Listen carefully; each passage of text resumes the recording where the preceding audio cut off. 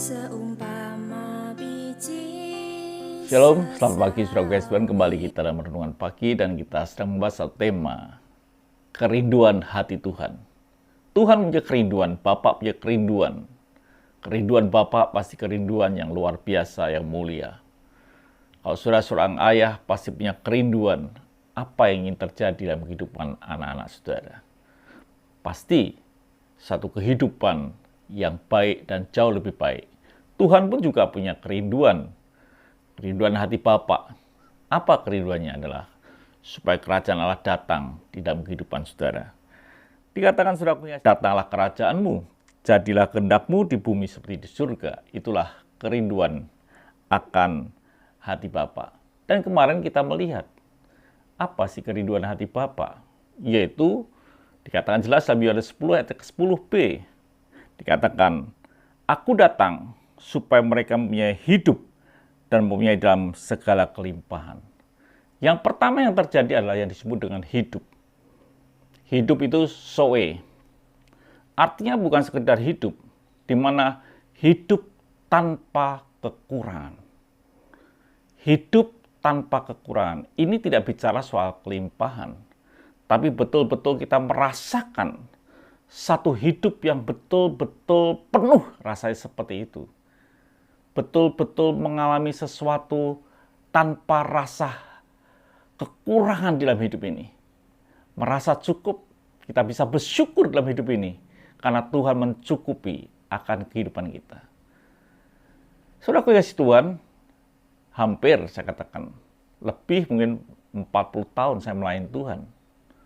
Dan saya temukan bahwa betul-betul Tuhan membuat dalam hidup saya itu betul-betul zoe, tidak kekurangan. Betul-betul hidup ini betul-betul nyaman bersama dengan Tuhan. Bukan berarti bahwa orang lain punya mobil, saya harus punya mobil. Orang lain punya mobil mewah, saya harus punya mobil mewah.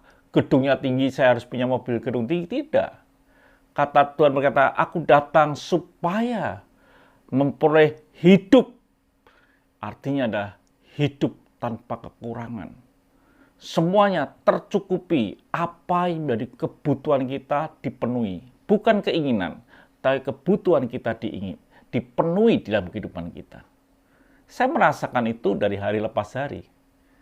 Tuhan percayakan bukan gereja yang besar, gereja yang kecil. Jumlah hanya sekian, mungkin tidak banyak dibandingkan gereja besar. Tapi saya merasa cukup. Saya merasa bahwa ini bagian yang Tuhan percayakan dalam hidup saya. Dan kalau saya boleh hadir di dalam sebuah gereja yang Tuhan percayakan ini, saya bersyukur bahwa ini anugerah yang Tuhan berikan. Saya tidak harus iri dengan orang lain yang hari ini mungkin sedang menggalakan ribuan orang. Biasa saja bagi saya. Dalam hati ini ada rasa cukup. Nah, ini yang disebut dengan hidup. Ada orang kaya, punya uang banyak, tapi dalam hatinya tidak merasa cukup. Masih kurang. Rasanya gelisah. Orang lain bisa keluar negeri, aku harus bisa keluar negeri. Ada rasa persaingan yang begitu rupa dalam hati ini.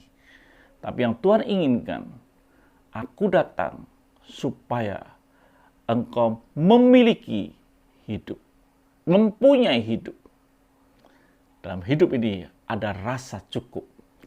Biarlah sudah memiliki akan hal itu dalam hidup ini, maka sudah akan mengalami sukacita, mengalami satu kegembiraan, mengalami enjoy bersama dengan Tuhan, tanpa harus, kata sebelah lagu, membanding-bandingkan. Mari kita berdoa. Terima kasih Bapa. Biarlah rasa cukup itu menjadi hidup dalam hidup kami.